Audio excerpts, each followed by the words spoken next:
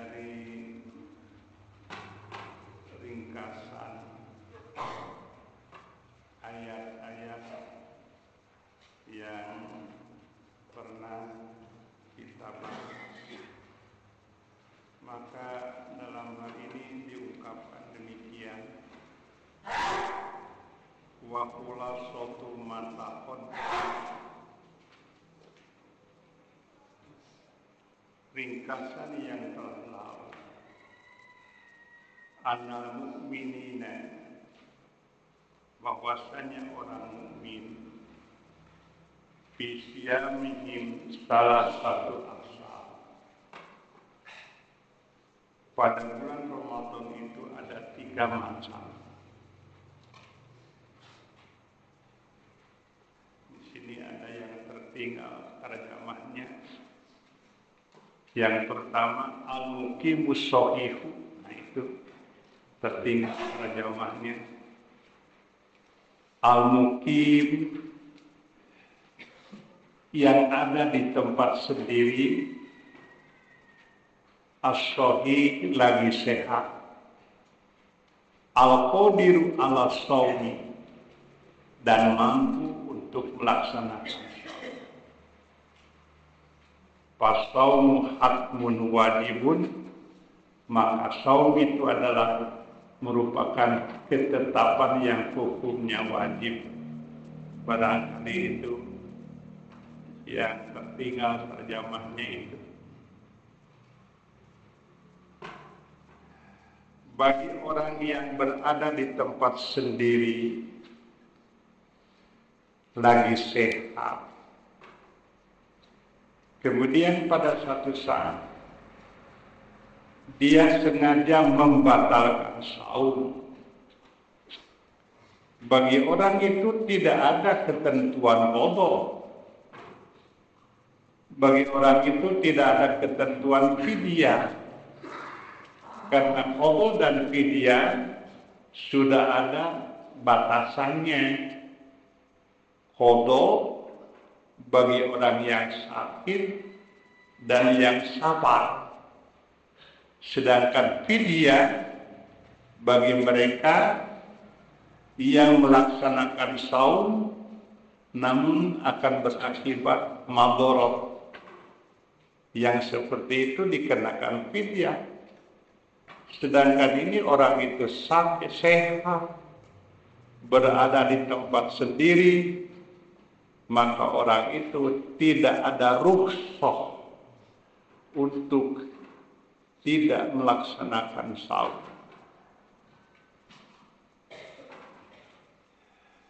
Yang kedua, al-maridu, yang sakit meskipun ada di tempat sendiri.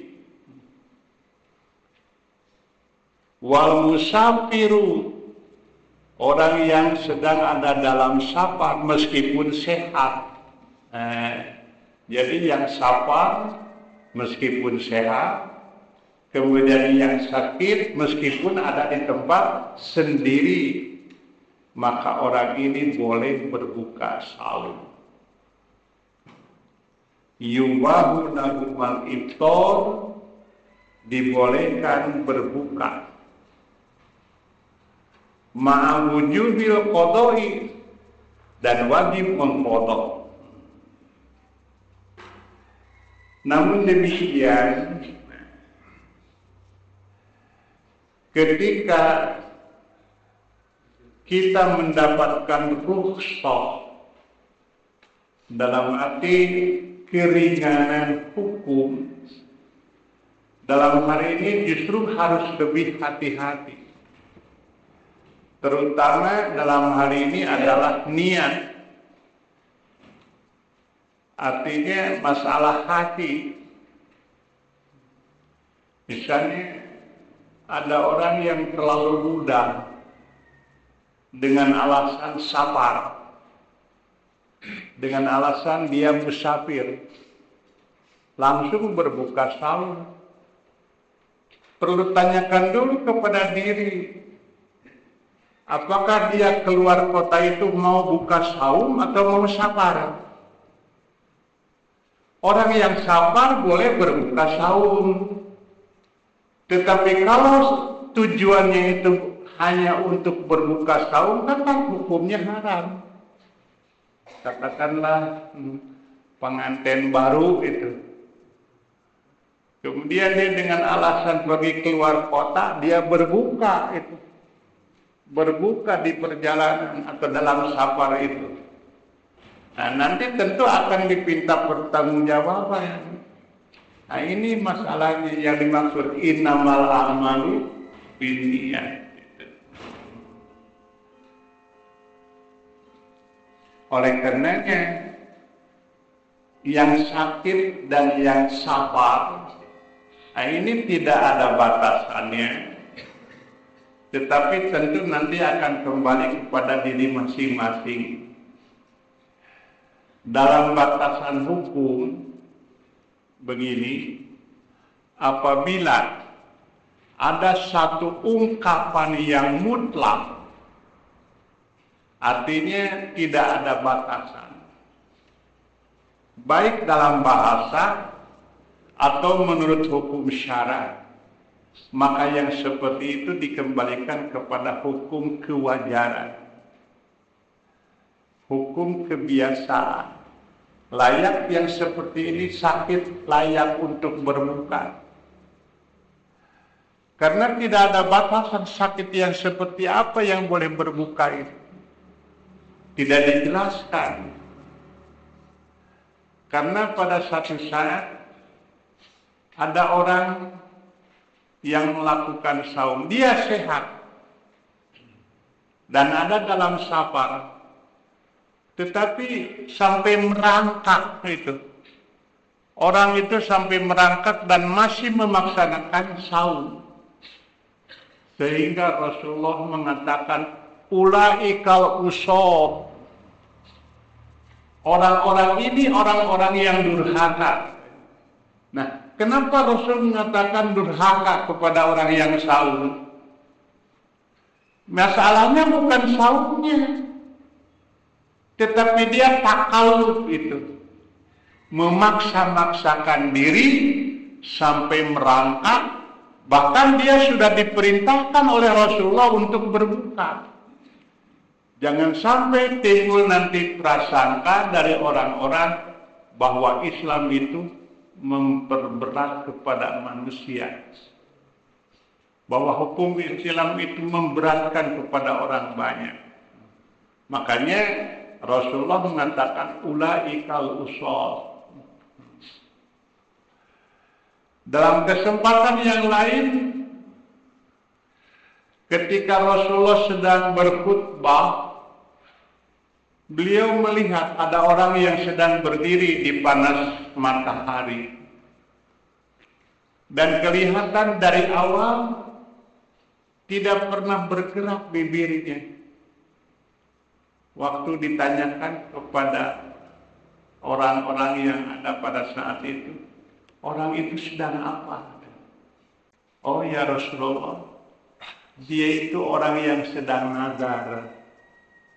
Pertama nadar saum, kedua dia nadar berdiri di tempat yang panas, dan yang ketiga tidak akan berbicara dengan orang-orang. Jadi 3 macam nadarnya.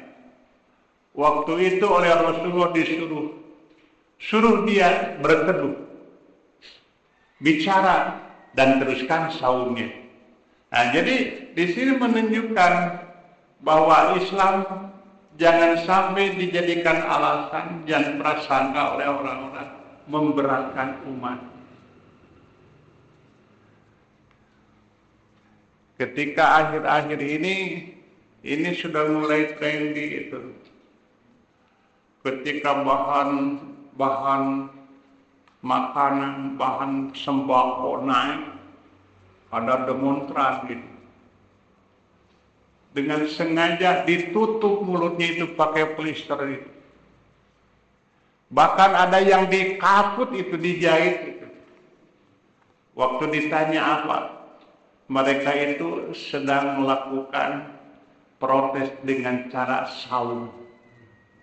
Nah, dalam Islam tidak ada yang seperti itu. Kenapa hari yang seperti ini kan takalluq, memaksa-maksakan diri. Makanya demikian pula sedang melakukan ibadah saja itu tidak dibenarkan takalluq itu. Rasulullah pernah masuk ke dalam masjid. Beliau masuk ke dalam saf perempuan. Waktu itu Rasulullah melihat ada tambang yang membentang antara dua tiang. Rasul bertanya, ini tambang apa? Oh Rasulullah, ini sahabat Anu katanya yang memasangnya. Kebetulan sahabat perempuan ini gemuk badannya. Beliau bila sudah letih itu nyarane karena tambang itu, ngalegedai itu.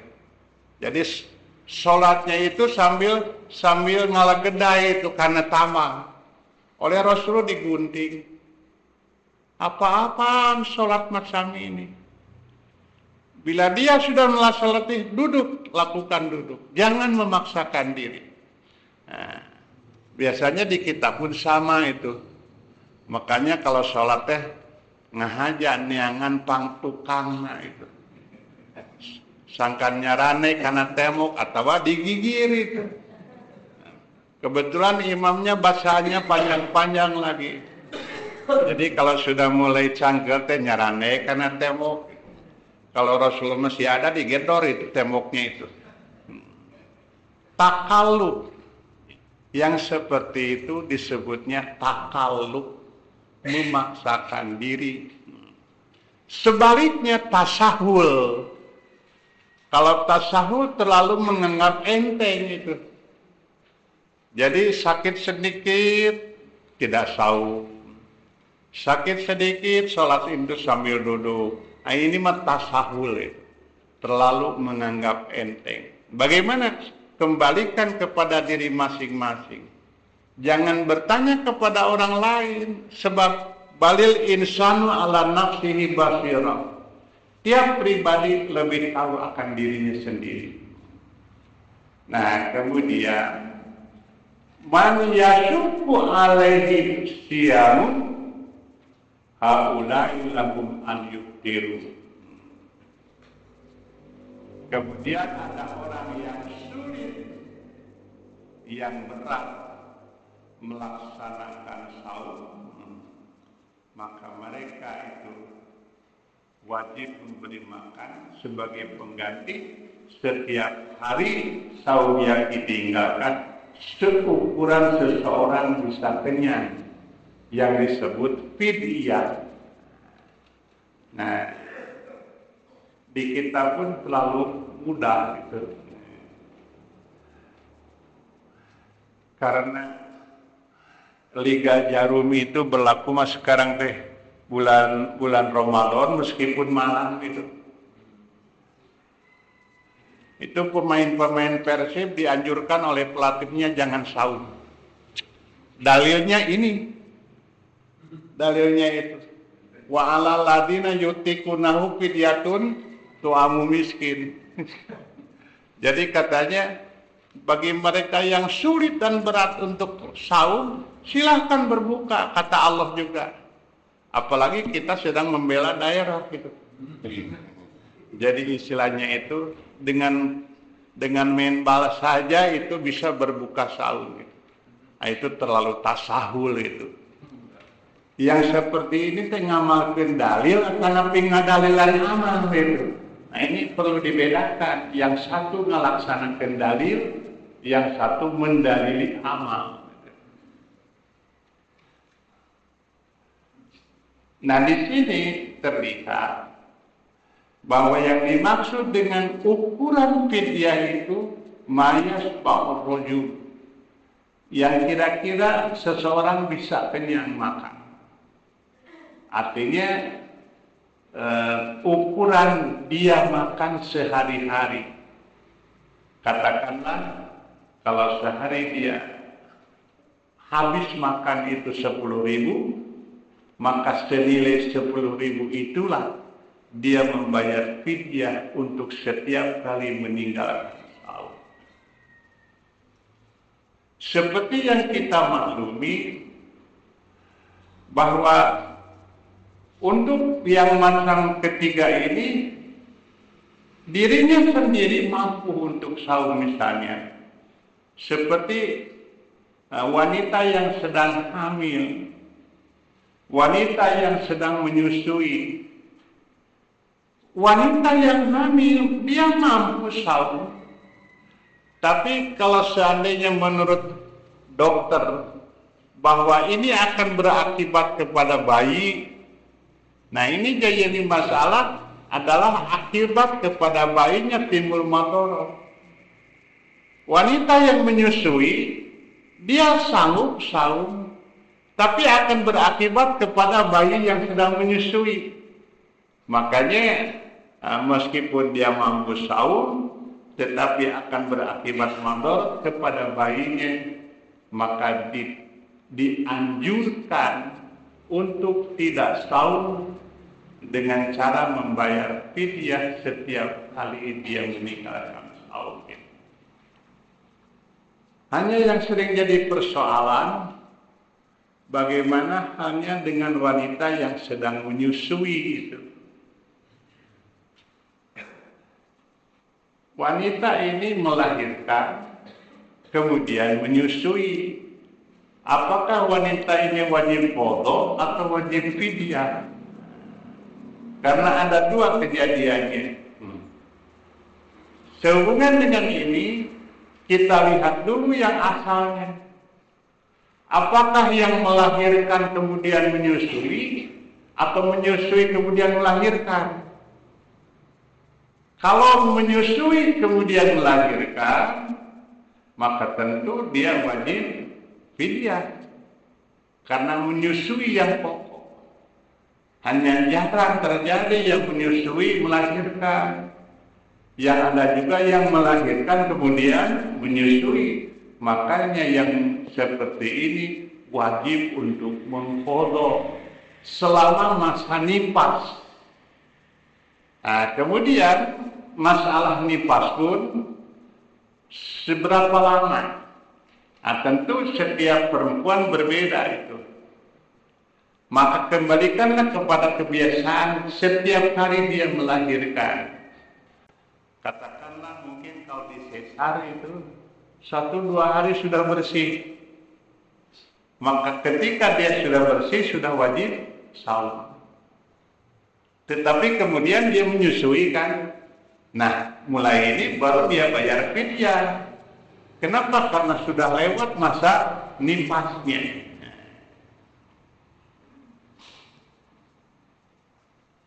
Selanjutnya Allah menyatakan, Syahrul Ramadan alladzi unzila fihil Qur'an hudan linnasi wa bayyinatin minal huda wal furqan. Faman syahida minkum syahra falyasum. Wa man kana maridun aw ala safarin fa iddatun min ayyamin ukhra. Yuridu Allahu bikumul yusra wa la yuridu bikumul usra wa litukmilul iddata wa litukabbirullaha ala ma hadakum wa la'allakum tashkurun. Bulan Ramadan adalah bulan yang diturunkan padanya Al-Quran sebagai petunjuk dari Allah dan penjelasan petunjuk dan pemisah. Nah, di sini timbul pertanyaan. Bulan Ramadan yang diturunkan padanya Al-Quran. Yang mana yang dimaksud Al-Quran di sini? Oleh karenanya, di sini ada penjelasan dari Ibnu Abbas. Qala Ibnu Abbasin. Nah, seperti yang kita ketahui bahwa Ibnu Abbas itu turjumanul Quran di kalangan sahabat. Beliau relatif muda, banyak sahabat senior yang bertanya kepada Ibnu Abbas tentang Al-Quran. Beliau mengatakan, innahu unzila fi Ramadana fi lailatul qadri jumlatan wahidatan ila sama'id dunya faju'ina fi baitil izzati summa unzila ala Rasulillah fi isrina sanatan. Kata Ibnu Abbas, sesungguhnya dia, maksudnya Al-Quran, diturunkan pada bulan Ramadan pada Lailatul Qadar secara menyeluruh, artinya sekaligus itu. Yang 30 juz itu turun sekaligus, tetapi bukan kepada Rasulullah. Minal lauhil mahfuz, dari lauhil mahfuz kemana? Ila sama'id dunia, ke langit dunia. Faju'ila fi baitil izzati, kemudian ditempatkan di baitil izzati, dan setelah itu baru diturunkan kepada Rasulullah selama 20 tahun, yaitu Makkiyah dengan Madaniyah, dan diturunkan sesuai dengan keadaan dan keperluan.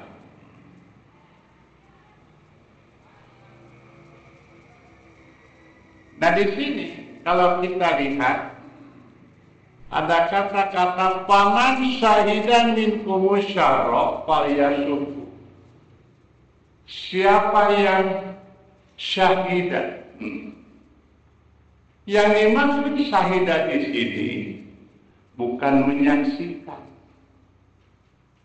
Karena arti syahidah itu macam-macam.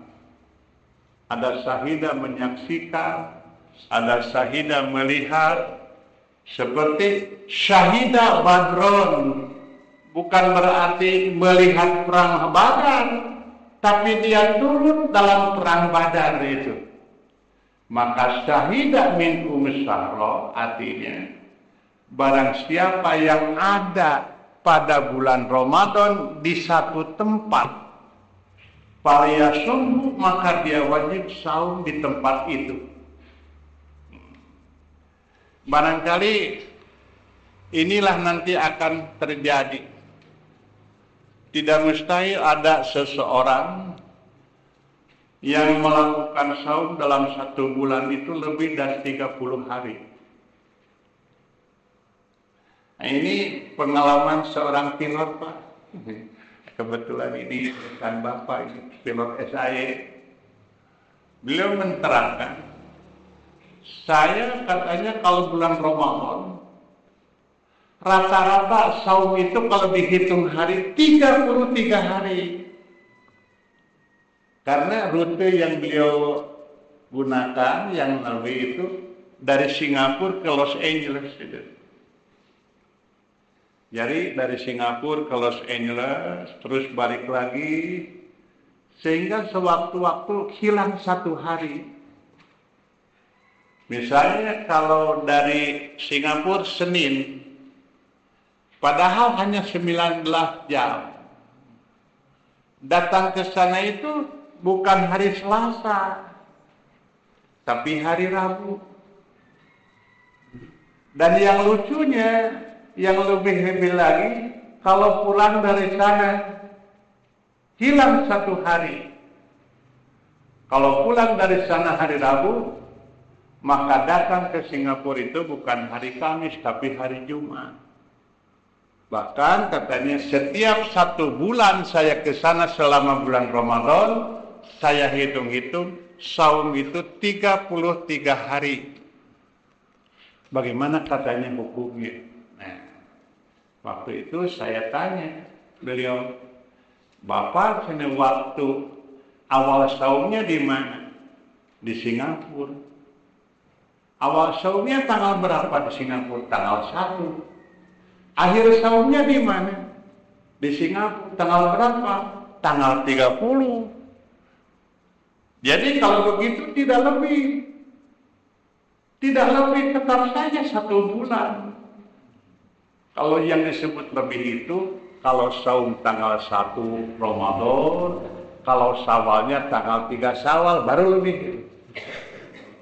Barangkali jangan jauh-jauh. Kalau orang Bandung naik pesawat ke sebelah timur, katakanlah dari Bandung pukul 2, terus sampai di Irian. Sampai di Irian pukul berapa itu Pak? 2 jam itu. Dari Bandung pukul 2, ke Irian 2 jam. Sampai di Irian pukul 6. Coba telepon lagi ke Bandung. Jam 4. Jadi kurang 2 jam.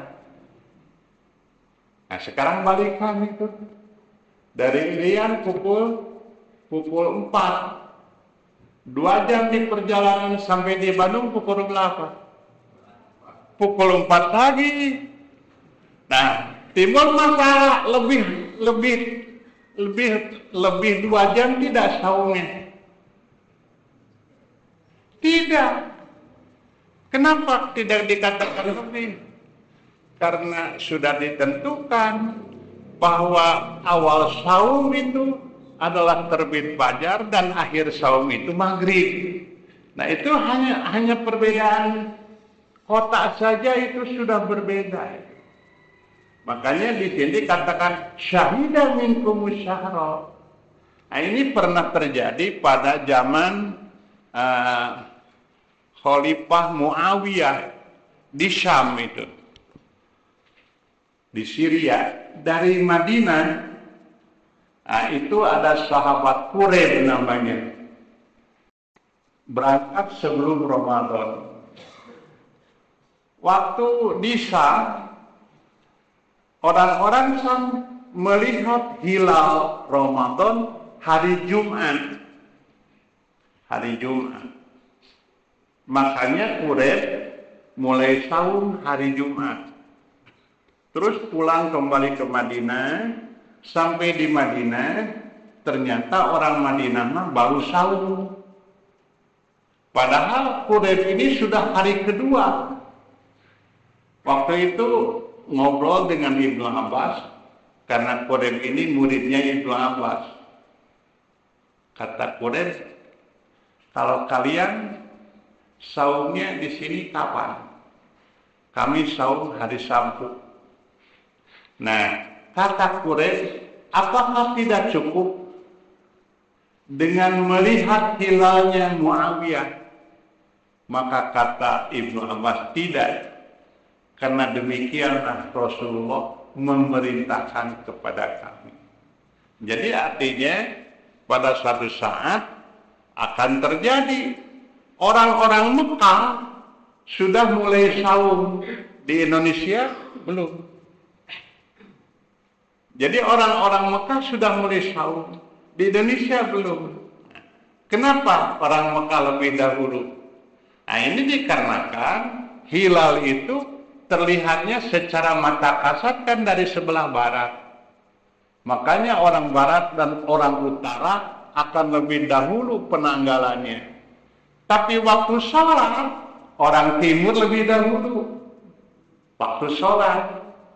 Makanya kenapa orang Indonesia itu sudah tidur di Mekah masih taraweh gitu.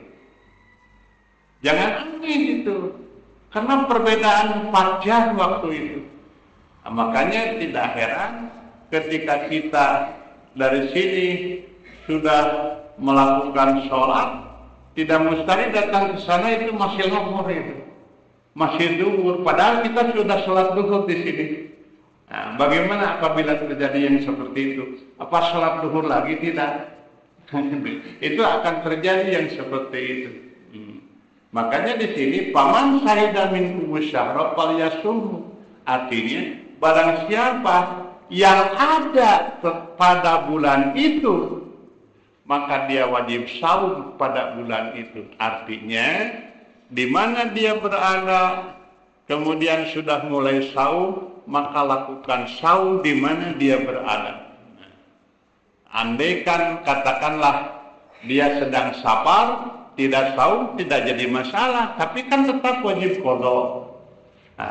Hanya nanti akan terjadi hitungan lebih, tapi hakikatnya tidak lebih.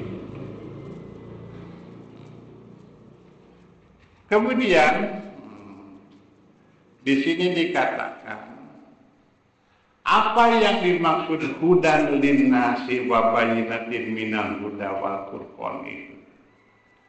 Maka ini menurut Ibnu Katsir dalam tafsirnya, hadza madhun lil Qur'ani. Ini adalah pujian bagi Al-Qur'an. Alladzi anzalahu hudan liqulubil ibadi mimman amana bihi wa saddaqahu, yaitu pujian bagi Al-Quran yang diturunkan oleh Allah sebagai petunjuk bagi hati hambanya yang beriman. Inilah barangkali bila di awal surat Al-Baqarah dinyatakan hudan lil muttaqin. Kenapa dikatakan hudan lil muttaqin? Tidak hudan lil alamin.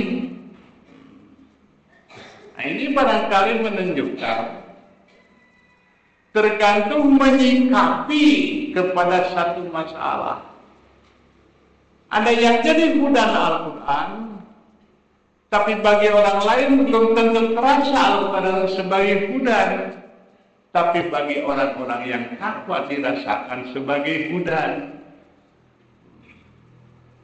Barangkali ketika kegelapan malam ada orang yang merasa gembira ketika ada dia yang menggerokot dengan lentera, dengan yang berhubungan dengan kepada Alhamdulillah. Tapi ada juga orang yang merampas ketika diterangkan Ali bin Abi Thalib bukan gembira, yang malayak. Ini tergantung persepsi. Pantas saya marah lantaran dia diketahui sedang maut buah gitu. Nah, ini barangkali seperti hudan lil muttaqin pun demikian. Sifat Al-Quran hudan bagi orang-orang yang menyikapi dirinya dengan ketakwaan. Nah, akhirnya kenapa Al-Quran diturunkan pada bulan Ramadan? Ternyata bukan hanya Al-Quran, tetapi semua kitab, apakah Suhuf, Zabur, Taurat, Injil, menurut riwayat semuanya itu diturunkan pada bulan Ramadan. Semua kitab samawi.